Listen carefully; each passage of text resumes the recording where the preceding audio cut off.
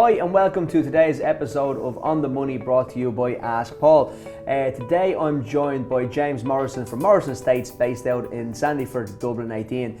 I've known James from quite some time now, and I must say he's probably the most honest businessman and nicest guy to meet. So I thought no better than anybody to come in and talk about the property market and maybe selling tips, buying tips and agent tips in general. So James, thanks for popping in and pleasure to have you here. Thanks a million, Paul, and a pleasure to be here, and thank you very much for your complimentary introduction. You're very welcome. James, look, let's get kicked off straight away with the question about the property. Everyone asks me, maybe an Ask Paul, or even when I'm out and about with clients, what do I think is going to happen with the property market? So what's your expert opinion on that one? I would say that everybody in Ireland is an expert at the property market. Everybody has an opinion on whether it's going up or whether it's coming down. What we see in the last few years, there's, I suppose, two very strong sides to it. One is the sales side and one is the letting side. What we see on sales is that the market is strong in the springtime, spring into summer, and it seems to level off and go back a little bit in the autumn. And that's obviously due to the mortgage lending rules. Yeah. At the moment, we seem to be going through the same phase. We blamed it last year on the very hot weather because we had a heat wave last summer in 2018. We're back to good weather again, and it seems to have eased off a little bit, we would say, at the moment. But also we have to look that there seems to be a lot of supply in the market. So there's a lot of new build, a lot of new developments all around the place. So as a result of that, there's a lot of supply there. One of the key things driving supply that we see is that there's a lot of landlords deciding to get out of the business. Just generally, I would say across the country, it seems a large part of our business is the residential letting side, and where we have the RPZ, which has been, in main focus and discussion this week, the rent pressure zones. Whilst on one side it is having the effect of keeping prices I would say normal at market value. It doesn't protect the landlord that has had a tenant for maybe the last 5 or 10 years, a very good tenant that might have been paying lesser rent, and the landlord would have always taken the view that, sure, look, I'll put up the rent to market value when this tenant moves out. What we find with that is that now the tenant moves out, you could have two apartments beside each other, whether they're apartments or houses, and one could be at market rent of €1,800, and the one beside it, for the guy that has been there for a long time that's moving out, his rent might be €1,200. So the landlord decides, well, look, hang on a second, even with this RPZ, no matter how I run the 4%, I can't get up to market rent.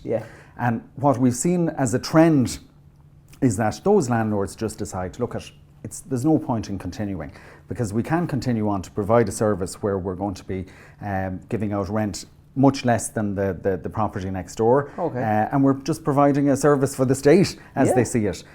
When they take into account the taxation, paying half the rent in tax, it's not worth their while continuing. And we've seen a supply. I was doing an analysis on a valuation recently, and I saw that there was a lot of the properties, when I examined what they were typical ex-rentals. And they're displacing a lot of tenants that are in the market. And when those tenants are displaced, we get the normal reason that we're getting, or a very popular reason at the moment for people moving. When we ask them why are they moving, they'll tell us that their landlord is selling. And one of the key reasons the landlord is selling is because of this. So that is driving extra stock into the market that wouldn't be there, and that's possibly affecting the house prices as they go through. So it's definitely having, I would say, a negative effect on prices. And what would your feel? You mentioned there the kind of leveling off, James, when it comes to kind of houses that are over a certain value. So say maybe 700 grand, 800 grand. They're certainly the higher two-bed apartment, really. Exactly, the higher part, like the higher level price. When you get over 700, definitely we've seen an ease off in that. People have just been more cautious, because obviously when a price drop comes at that area above €1 million, that price drop could be €100,000. Wouldn't you be better keeping your hand in your pocket just in case that it is dropped? So there's a little bit of fear of the prices in that, and the market has been a little bit stagnant. Whilst, if it's a family home, people will have different reasons for buying. If it's a family home and somebody is comfortable about paying the price, and they have made their money on the house maybe that they've sold, they're moving sideways in the market. So it's all relative. So whether they buy in at the price that they sold at, or whatever, they'll make their natural move in it. But people are being cautious in that. I would say that the mainstream market isn't obviously as affected, and there seems to be plenty of activity in that. You mean mainstream? You talk about 2 bed, 3 beds? I would say 2 beds, 3 beds. That typical maybe 1 2-bedroom apartment up to a 3 4 bed family home. home and kind of, you know, those kind of, you know, main key areas. And I suppose if they're probably going to increase again this year, maybe next year, I don't think they're going to fall off a cliff. What do you think? I don't think so. No. I don't think so. I mean, you know, I think that prices have leveled off. I think one of the key things is this Brexit situation is obviously prolonging this whole thing of people not knowing what's coming next, and people just are maybe nervous because of that, because they're just kind of wondering, well, what kind of bumps is there in the road, and they're just exercising caution.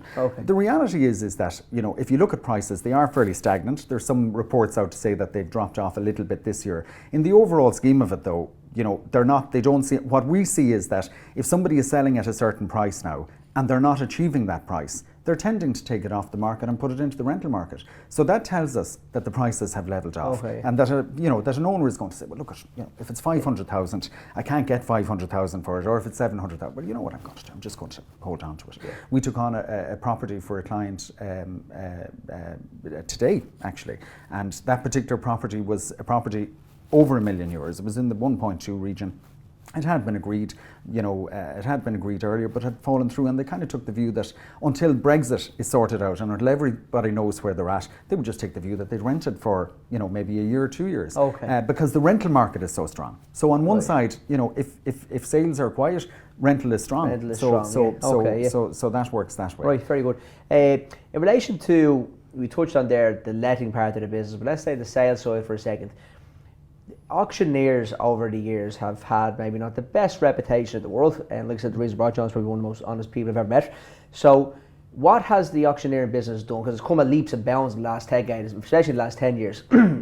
What is it now? What are the protections that are there? Let's say a young couple that are going out to buy their first home, a second-hand home, and they get into a bid more. It's probably the most soul-destroying thing somebody can do, because a lot of trust comes into that. Sure, absolutely. So what protections are there, James, or what you find? I would say what that, do you do in your place? I would like to say that, you know, over the years, and looking at the industry now, that it is obviously a heavy regulated industry with the property services regulator. Everybody that operates in the business now must have a license, whereas years ago that wasn't necessarily the case. In terms of the bidding process, and somebody that's going out so a typical young couple going out to buy a property, they place a bid with the auctioneer. The auctioneer has to record that bid.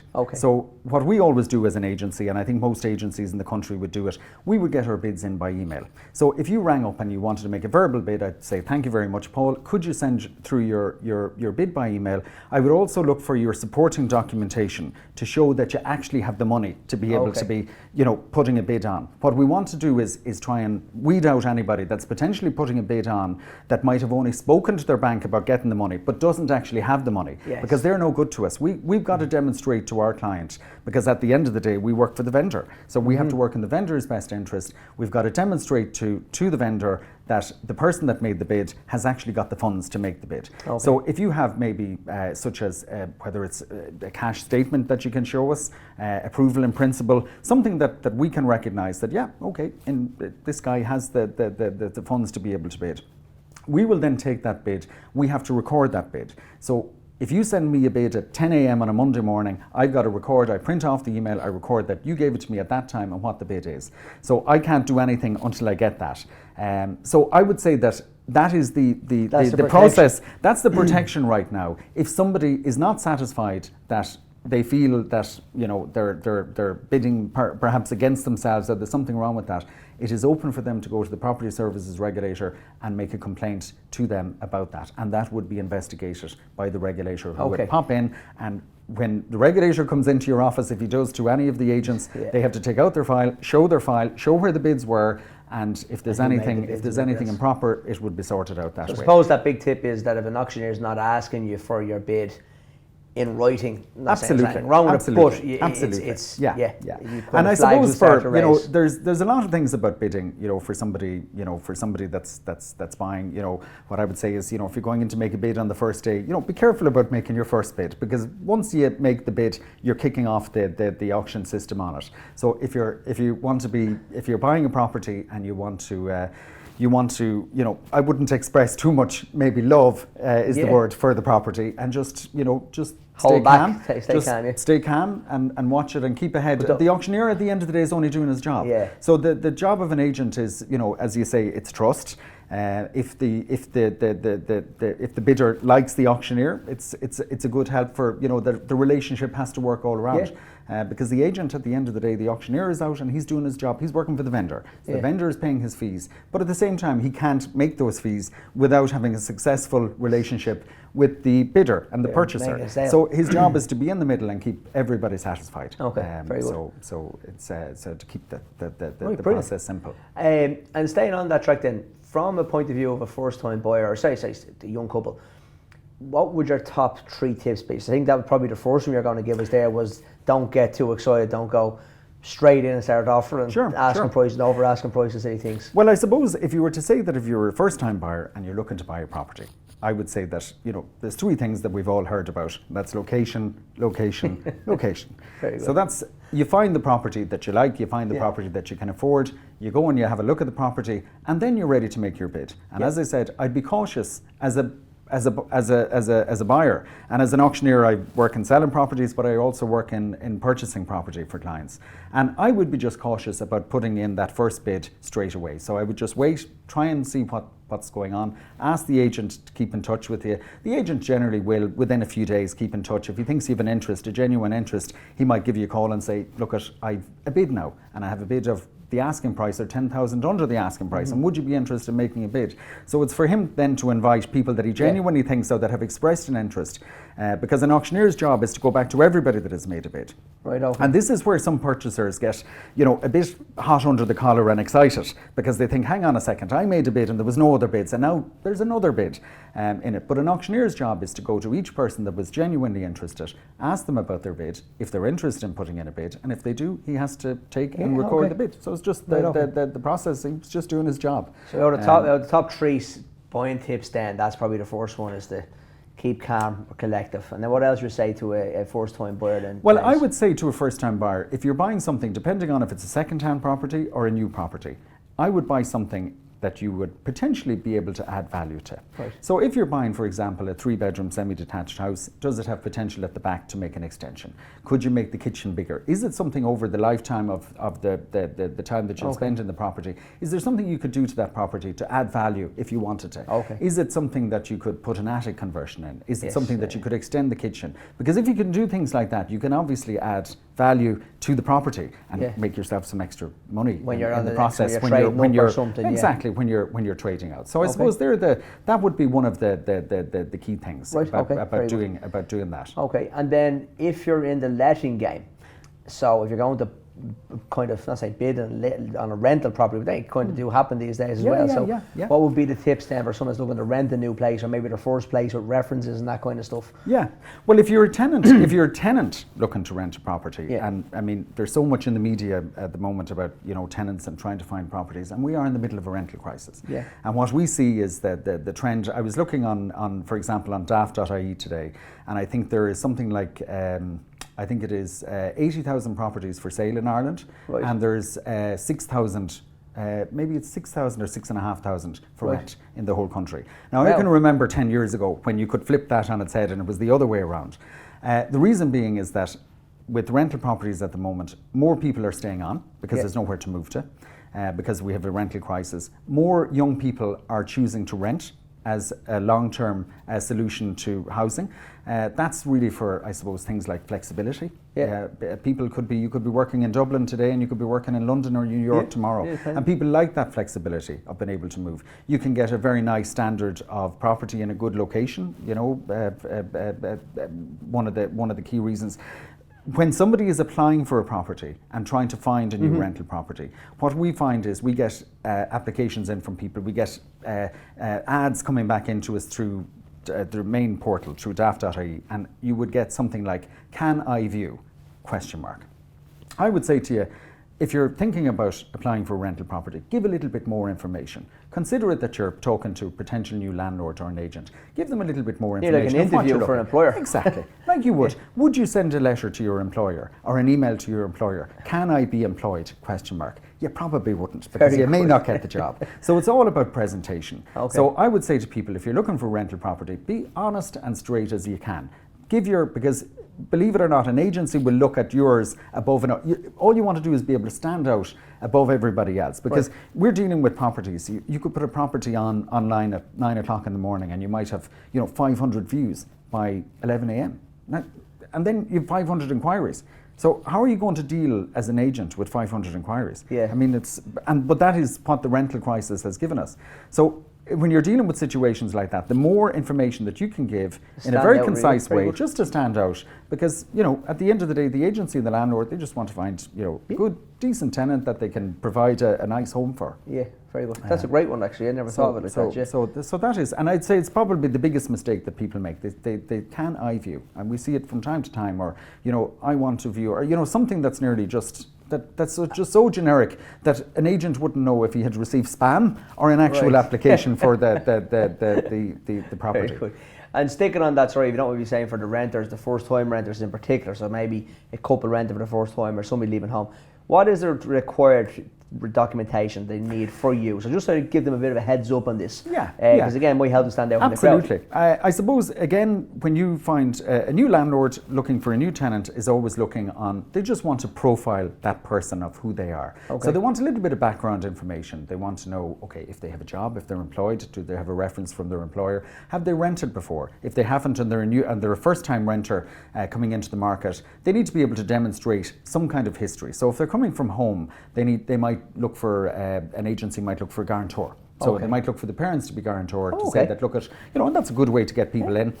Again, all a landlord wants is somebody that will come in and respect the property. Yeah. And once you can find a history on the person that's in, and once you're satisfied that the person that's going into the property is right, everything works smoothly from there. When you find people that can't provide any rental history, they can't provide any payments history, they don't have a landlord reference, all of this it is a red flag. It's like straight away, there's too many other people around to be wasting trying to extract all that information. So what is that then, James? Go back again. So you're looking for the kind of proof of rental record.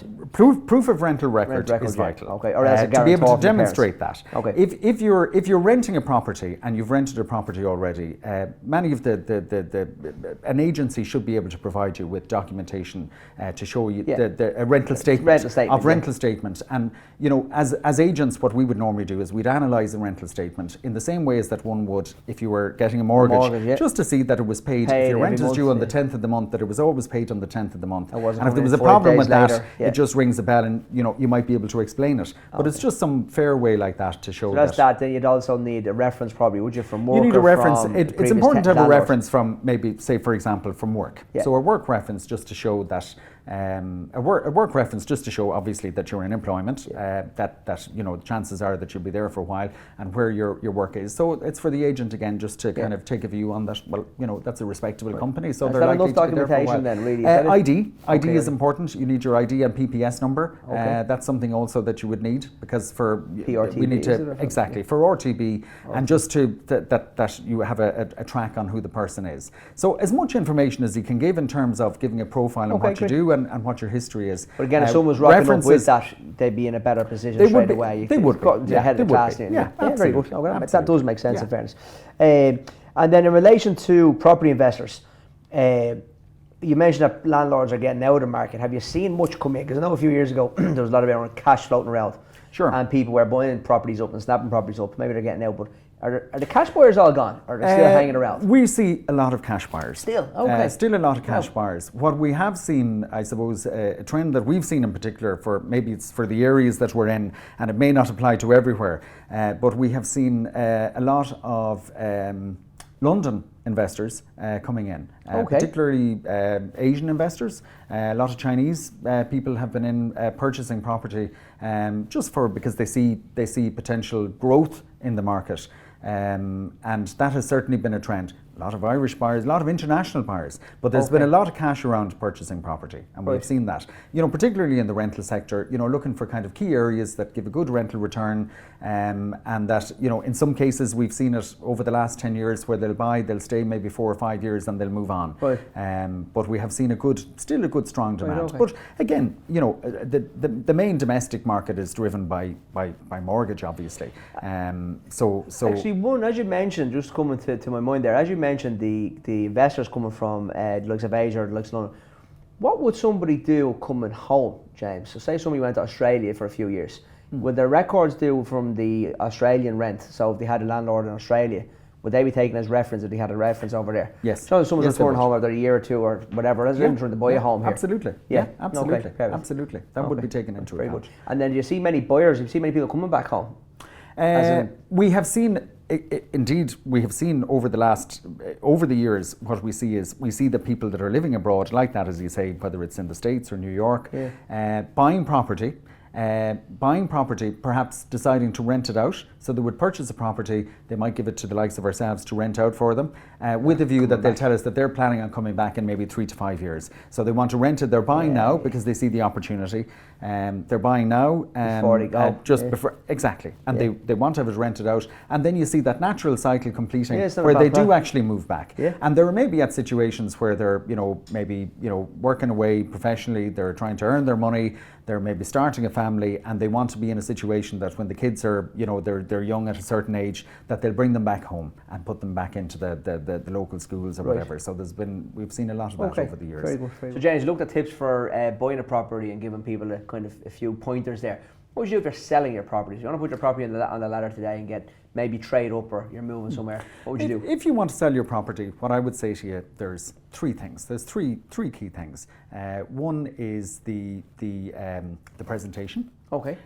You want to make sure that the presentation is absolutely perfect. So if you need to do things like painting, if you need to change maybe carpets, flooring, any little upgrades that you can do to the property to make it presentable for when it goes on show.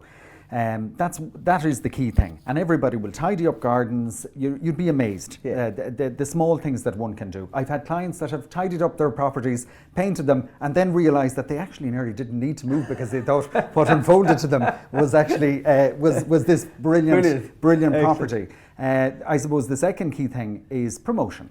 Okay. And promotion is all about the estate agent that you use.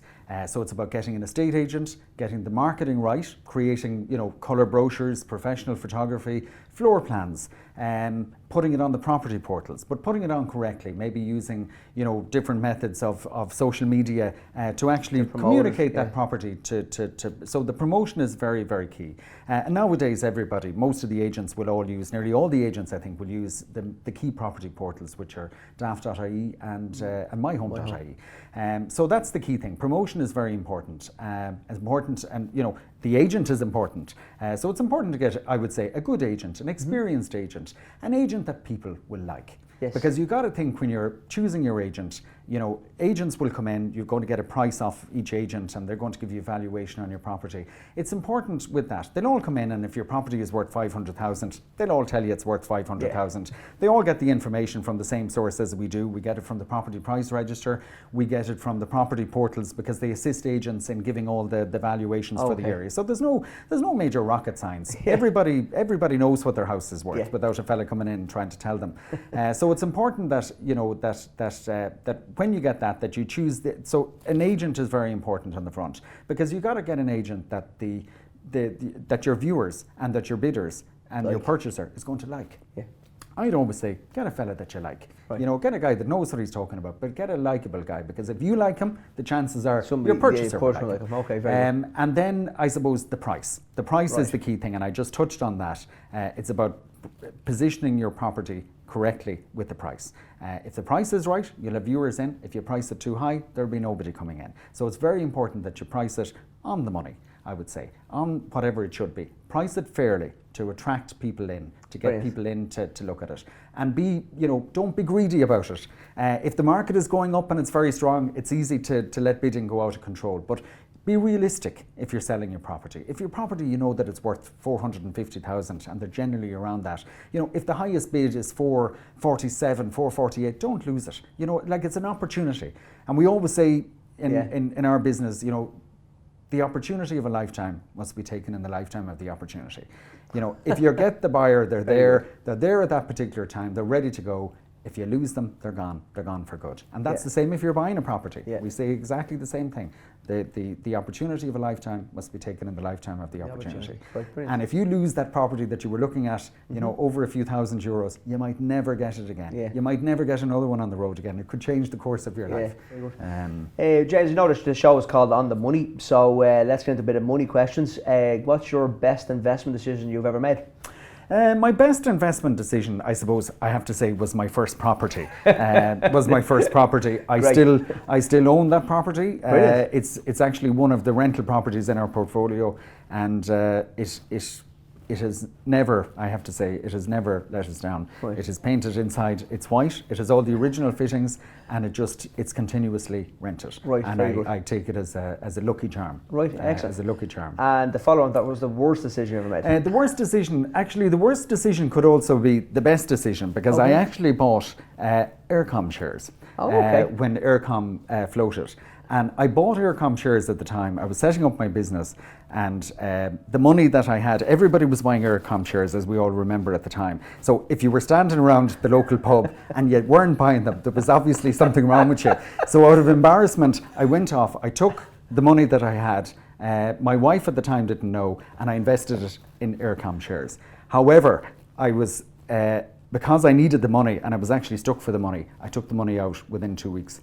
Took the money back. So I actually made money on my Eircom shares. I made money on my Eircom shares, but I was actually lucky. So I could say in one way that it was a good investment. Was a good investment. But I suppose as investments go, it would have been a bad investment. Yeah, everyone else kind of follows the hare, don't they? And that was like sheep when something comes wrong. Absolutely. And I suppose I felt under pressure as people do it, but I learned in that always make your own decisions. Yeah, that's a great tip. Make your own decisions. James, look, just before we wrap up the interview, I suppose, what would you do if you were the housing minister to ease the pressure? Because you've got a real good finger on the pulse here. Like, you're in it every day. I'm in it every day, and I see tenants moving out of properties because landlords are selling because of the RPZ. So whilst I can see the logic of the rent pressure zones, I think the rent pressure zones at the moment are becoming targets for market rent to be 4% dearer every year, and that's not really solving the problem. It's just driving the rent up every period. Then you have the properties that I would firstly correct. The properties that are I would arrange that every property could go to market rent. I would set market rent in each area for 2 beds, 3 beds, or whatever. I would work a system of each county, for each region, for each size, producing market rent. Okay. And I would try and hold it at market rent.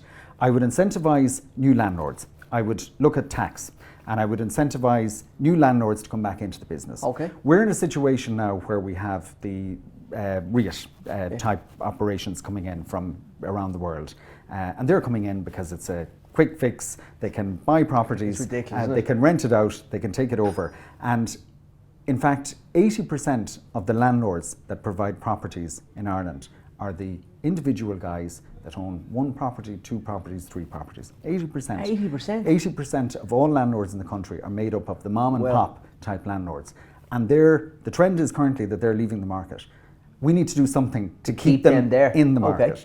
So I would reduce tax, and I would actually I'm not a mathematician, but I would work out a system whereby if a landlord reduces his rent, he will get better tax incentive from the government. Okay. So you've got to make it worthwhile for the landlord. So the landlord says, hang on a second, if 1,800 is the rent, if I actually go to 1,700, I'll actually get my tax lower, so it'll be worth more to me. It'll be worth more to the tenant. The whole thing would start to repair itself, and you start to fix this crisis that's going on right now. So taxation, arranging to let the properties that are, the main properties that have been sold, by the way, are the properties that are under RPZ, that are caught in the old historic properties, that they're not at market rent. So if you allowed them to go to market rent, then you wouldn't have these guys selling. They wouldn't need to sell.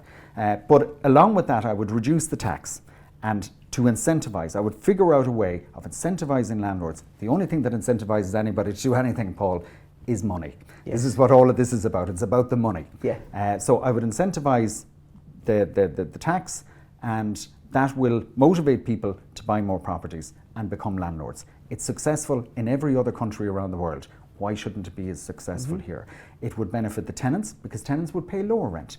Because the trend is that more people are going to rent longer term. That's just the way the world is. Not everybody's going to buy a property. There was people that are going to go through their lifetime earning huge salaries that will never purchase a property because it's just not their thing. We live in a different world now. Yeah, and just on that, just the very last point, would you consider that we have an issue with the kind of protection for the tenants, as in the long term compared to other jurisdictions? Other jurisdictions, yeah. Well, so, I suppose one of the key things on that is that there has been, it is another reason why a lot of landlords are dissatisfied at the moment and moving, because they feel that the regulation with tenants, that tenants have gotten maybe perhaps too many rights, and that because of that a landlord is afraid to say anything to his tenant. So if the tenant's light bulb goes at midnight, a landlord nearly feels obligated that, gosh, if he doesn't go out and fix it by 1 a.m, there's potentially an RTB case going to be taken against him and he might get fined $5,000.